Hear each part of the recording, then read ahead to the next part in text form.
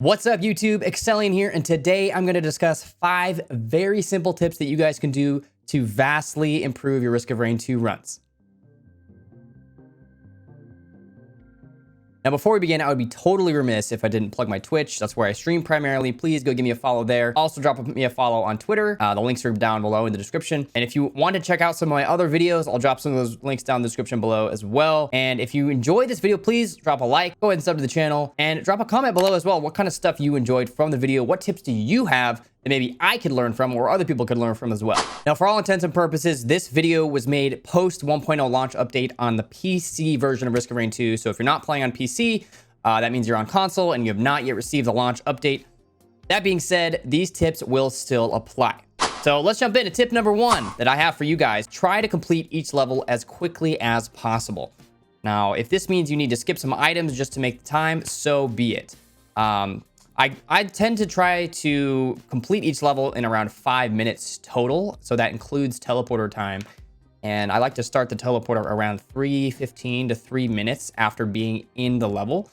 The reason for this, there's actually a couple reasons. So the main reason for this is that the quicker that you can get through these levels, the easier the monsters are going to be to defeat. So that includes bosses, and that even includes Mithrix at the end, the final boss of Risk of Rain 2. So if you can complete these in a really short amount of time, you're going to be rewarding yourself with better items, as well as a cleaner and easier playthrough.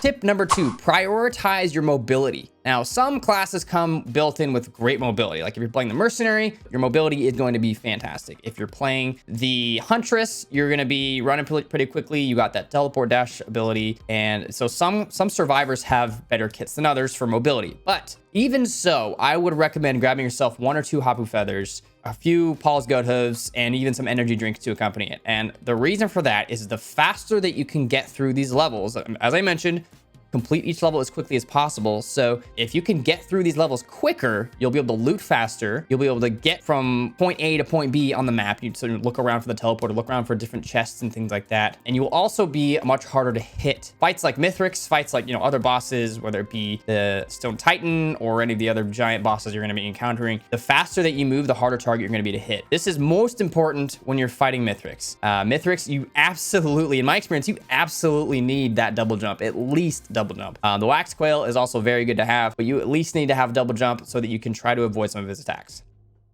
My third tip to a successful Risk of Rain 2 run is do the void fields always.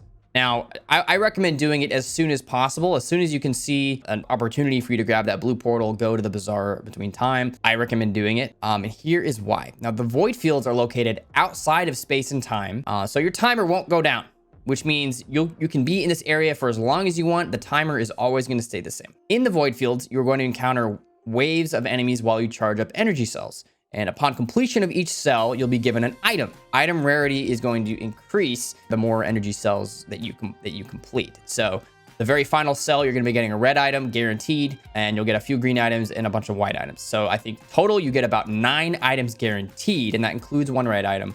And you're also going to be getting all the experience from defeating these monsters. So do the void fields, get yourself some extra items, a little bit of a boost, if you will, for those preceding levels. Tip number 4, only do the Shrine of the Mountain if you have ample time and if your build feels strong. Now, I know how tempting it is. You get that Shrine of the Mountain, you want to do the challenge of the mountain at the teleporter. I get it. But each Shrine of the Mountain only gives you 1 extra item. So if you calculate that out, let's say I find 2 bonus Shrines of the Mountain, but I don't find myself in a good position to fight 3 plus bosses at once, or even like an overloading magma worm or something like that. Is it worth it for the 1 or 2 extra items? I guess it depends on what items they are. For the most part, I would say no. I only do them if I feel like, oh yeah, I got this. My build is already established. I can knock them out really quickly. Let's just go ahead and do them. You could die, which is also a huge negative. You're going to be wasting a lot of time. And again, the items might not be completely worth it in the end. You could end up with 3 chrono baubles, which admittedly chrono baubles aren't as bad ever since they added the death mark. But still, I think overall, you're going to want to only do them if you find yourself in a good position to do so. Tip number 5. Now, this one is specific to the launch update. If you don't have the launch update just yet, it's not going to apply to you. But tip number 5 is you want to scrap any and all items that you don't find very useful. What do I mean? Scrap items. So scrapping is a new mechanic brought into the 1.0 launch update. It allows you to exchange an item of your choice for a piece of scrap. This piece of scrap can be used in item printers, and it can also be used in the cauldrons in the Bazaar Between Time. So try to visit this location as often as possible if you have a lot of scrap. Wooly made a pretty good in-depth tier list of items, so use this as reference. I'll go ahead and post that link down below, also attach it to the video. Any items on the lower tiers, I recommend scrapping those, even if you can't find a good item printer. It's always good to have them on hand just in case you stumble upon those coveted soldier syringe or lens maker's glasses printers, or for visiting the Bazaar Between Time. And that's it. Those are the 5 basic tips that I have. I guarantee you're going to see some improvements in your runs. You'll be able to run Monsoon a little bit more successfully, and you'll be able to start knocking out those Eclipse runs because they can be pretty challenging. Thanks for watching. My name is Exellion. Be sure to subscribe to my YouTube channel and also check me out on Twitch. It's been real. See you later, YouTube.